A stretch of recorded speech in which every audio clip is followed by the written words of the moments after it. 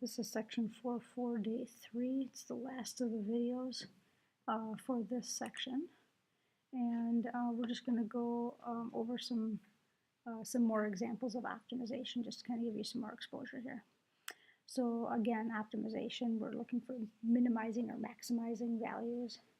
And the two key components of optimizing is to get a constraint function and a optimizing function. So for example 1, it's actually asking us to find two positive numbers satisfying the given requirements. So the sum of the first and the twice the second is 280. So there's our constraint. We know the first number and twice the second, when we add them together, should equal 280.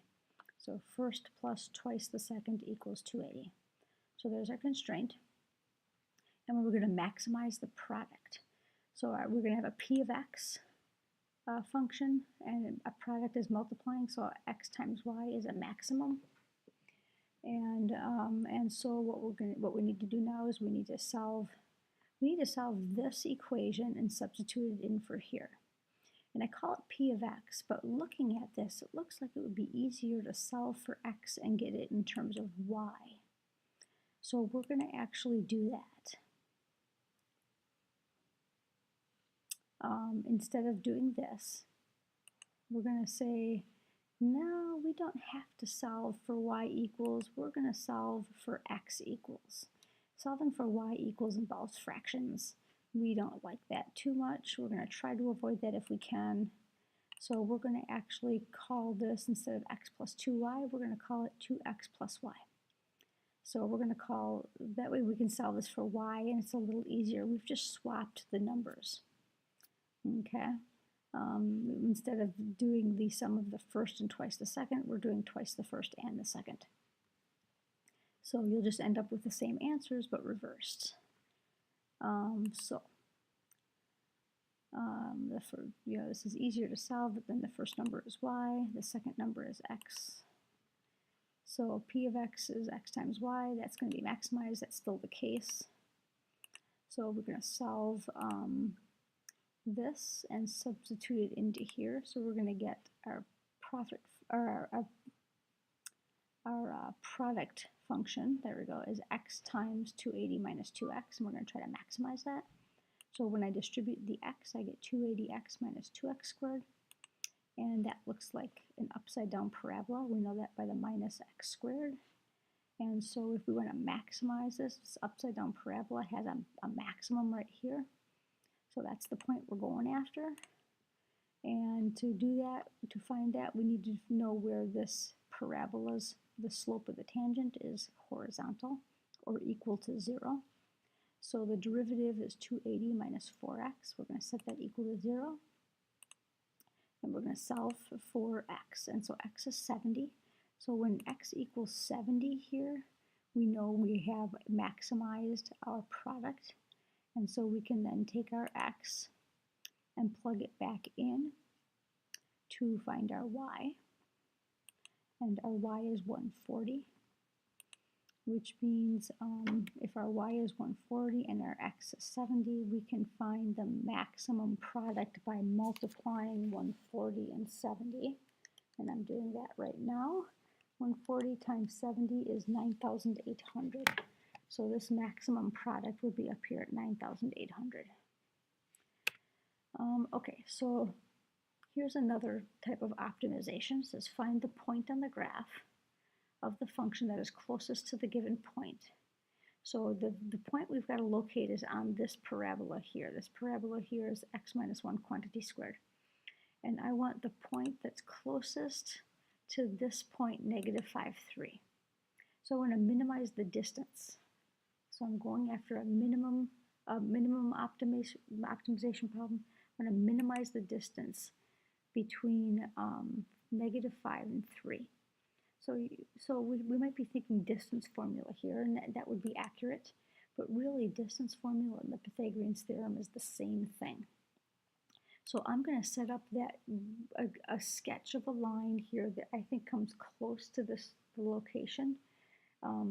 We know we've minimized this distance when this is perpendicular to this. And so that being the case, then we can set up the distance formula, but we're really just setting up Pythagorean's theorem.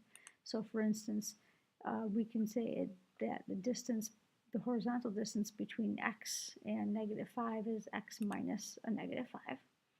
And the vertical distance is y minus 3. And so that represents the distance formula, and it represents the length of this hypotenuse. If you could picture this right triangle here. The bottom of the right triangle is x minus -5. The side of this right triangle is y minus 3. And so how do you minimize this? Well, it's not as hard as it may seem. I'm going to simplify the minus a -5 to a plus. And really, what we're doing is what we're saying is if we want to minimize this distance d, we could just as easily accomplish that as if we squared this, got rid of the radical, and minimized d squared. So d squared is just getting rid of the radical. And to minimize d, we can minimize d squared, which means we just have to minimize this. So this is the kind of glitch here, is that what do we do, because we need this in terms of one variable, and we have an x and a y. So this is where the constraint comes in. So the constraint is that this purple point, x comma y, has got to be on this parabola, which means the y value has to be following the pattern x minus 1 squared. So what we're going to do then is, we're in this distance formula, we're going to put, instead of y, we're going to put x minus 1 squared. And we're going to do a little bit of foiling so we can simplify this whole expression. So just to recap, we have this now after we put in our constraint. And we're going to minimize our distance formula. So we got to get this in a friendly form so we can differentiate it. So we're going to FOIL the first one, x plus 5 quantity squared is x squared plus 10x plus 25. Then we're going to FOIL this, x minus 1 quantity squared is x squared minus 2x plus 1. And then we have a minus 3 there. And so we have to FOIL this now. And so foiling this gets us this, x to the 4th minus 4x cubed plus 8x plus 4. Now we have to start combining like terms. So I've got an x to the 4th, got to keep that. I got a minus 4x cubed, I got to keep that. I got an x squared, I got to keep that. I've got an 8x and a 10x, which gives me 18x. I've got a 25 and a 4, which gives me 29. So there is my distance function. And I'm going to call that g of x. I could have called it d of x, I guess. But I didn't want to mistake it because this is actually d squared. So now I can differentiate this. So that's 4x cubed minus 12x squared minus plus 2x plus 18. So there's the derivative. And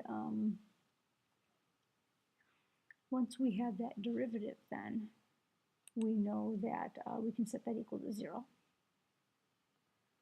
And that's going to minimize. That's going to minimize and or maximize this function. So at this point, we're going to graph this on the graphic calculator, and it looks like this. Now we can find our where it equals 0. It equals 0 at 2 spots here. We have a max and a min, and we're trying to minimize the distance. So we want to go after that minimum value. And in order to go after that minimum value, you're going to do a second calc and we're going to go after this point right here. This is 0. And it's because we are looking for the derivative is equal to 0, and the derivative is equal to 0 right here because we are physically graphing the derivative. We're not graphing the function. So we could have graphed the function, which is what I'm putting my cursor around right now, the x to the 4th.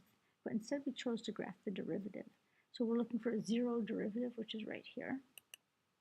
And when we calculate that 0 derivative, we get an x value of minus 1, which is our x coordinate here.